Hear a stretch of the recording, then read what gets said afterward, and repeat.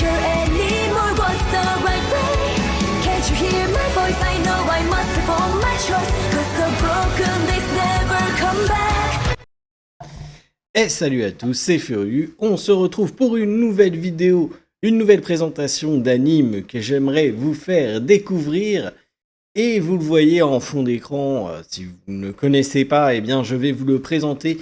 C'est No Game No Life. Donc on va parler des deux choses de No Game No Life qui sont sorties en termes d'anime, à savoir No Game No Life 0 et No Game No Life. Du coup, on va commencer par No Game No Life 0 parce que chronologiquement, eh bien, tout simplement, ça commence par No Game No Life 0. Et que ça soit le film No Game No Life 0 ou la saison 1 de No Game No Life, les deux sont disponibles sur Amazon Prime Video. Donc, n'hésitez pas, hein, si vous avez Prime, vous pouvez directement aller voir tout ça. Et du coup, eh bien, ça va parler de ces deux protagonistes-là, qui sont Riku et Chovy, qui est une Exide qu'on n'a pas vu d'ailleurs, des Exides, enfin pas une Exide, mais une Ex Machina qu'on n'a pas vu dans la saison de No Game No Life. Donc ça nous présente une nouvelle race. On voit aussi des dwarves, même si on n'en voit pas beaucoup. Mais grosso modo, eh bien, on est sur un monde en guerre, où toutes les diverses races se livrent la guerre et où les humains, eh bien, subissent tout ça. En gros, ils n'ont pas vraiment de royaume, ils n'ont pas grand-chose pour eux, ils sont vraiment à la ramasse, on peut le dire très clairement, mais Riku a toujours eu une intelligence plus développée que la moyenne, dira-t-on, et il va bien faire la rencontre de Chovy et tous les deux vont créer un plan pour faire en sorte de créer un nouveau monde où les humains auront leur place et où il n'y aurait plus de guerre, qui créerait donc des morts inutiles selon eux. Et tout ça parce que, eh bien, notre cher Riku pense avoir vu et croit fermement en l'existence d'un dieu du jeu. Et je ne vais pas vous dévoiler le plan, comment ça se passe, etc. Mais effectivement, il y a bien un dieu du jeu qui est Tête, et ça raconte justement comment Tête va être déclaré dieu unique, et donc eh bien comment No Game No Life va prendre sa place.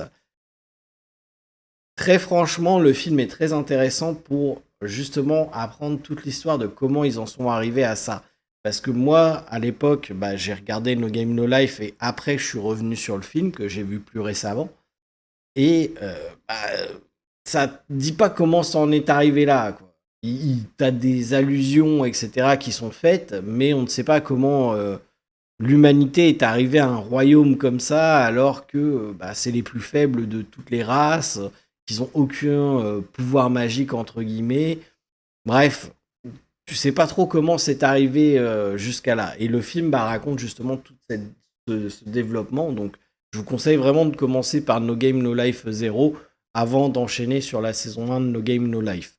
Et donc, une fois tout ça mis en place, donc Tête accède au titre de dieu unique et il crée un monde qui sont selon les règles de Riku. En tant que dieu unique, il a tous les droits et tous les pouvoirs, et donc il va créer un monde du jeu où tous les conflits vont se régler par le jeu.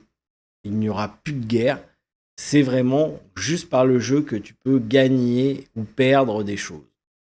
Et pour aider un peu l'humanité qui, même en termes de jeu, a l'air à chier, on va pas se le cacher, il va faire venir deux humains d'un monde parallèle, nommés les Blancs parce que ce sont des gamers de génie et qu'ils arrivent à vraiment à tout gagner dans tous les jeux. Et justement, eh bien, ils vont faire une partie d'échecs contre Tête et ils vont gagner. Du coup, Tête leur demande si ça les intéresserait de venir dans un monde où tout se règle par le jeu. Et étant tous les deux asociales, ça les intéresse très clairement. Donc Sora et Shiro vont débarquer dans ce nouveau monde. Alors, il y a un peu d'inceste, faut pas... Voilà, c'est sa sœur, entre guillemets, et on sent qu'il est en kiff sur sa sœur. Très clairement, ça se cache pas. Et donc, voilà, faut pas être choqué par ça. Et donc, effectivement, il arrive dans un nouveau monde, et, eh bien, enfin, ils arrivent dans un nouveau monde, eh bien ils s'aperçoivent que l'humanité est à chier et bah ça tombe bien parce qu'il y a un tournoi pour désigner le nouveau roi. Et oui, je vous ai dit que tout se règle par le jeu, le roi étant décédé, et bien pour désigner le nouveau roi, c'est un tournoi de jeu. Donc malheureusement, l'héritière légitime du trône est vraiment nulle en jeu. Par contre, il y a une personne qui est très forte, mais vous verrez pourquoi elle est très forte. Je ne vous en dirai pas plus. Et donc, eh bien, Sora et Shiro vont tout faire, bien entendu, pour accéder au trône. Durant leur périple, ils vont rencontrer une première nouvelle race, qui est la race des elfes. Voilà.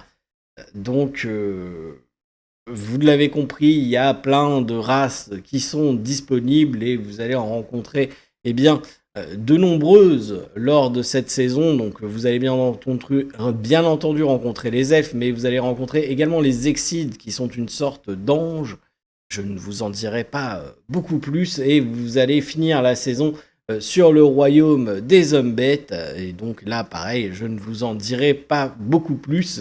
Sinon, je vais tout vous spoiler. Alors bien entendu, vous vous doutez bien que Sora et Shiro arrivent à devenir le roi et la reine de la nation humaine. Et vous allez voir, alors c'est de l'humour, il y a beaucoup d'humour, mais il y a un aspect stratégique dans les plans de Sora et Shiro qui sont, ma foi, très intéressants. Et c'est ça qui m'a plu, c'est vraiment, bon, le comique de répétition en plus, c'est pas forcément trop mon truc. Il y a beaucoup de scènes comiques de répétition qui sont pas, voilà, qui sont pas top, mais l'histoire est sympa. Et les graphismes sont superbes. Les dessins, vous les voyez. Enfin, moi, je kiffe les dessins de l'anime. Franchement, je les trouve très très beaux. Et eh bien, c'est cet aspect de plan, pas machiavélique, mais bien ficelé, de comment ils devinent les choses.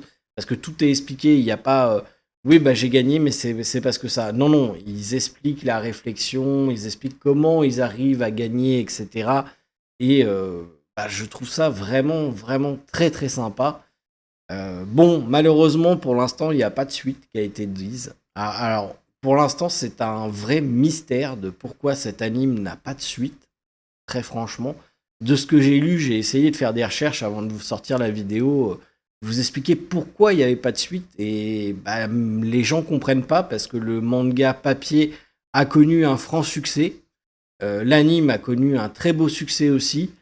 Et bon, le mangaka a eu des problèmes de santé, mais bon, maintenant, ça aurait dû...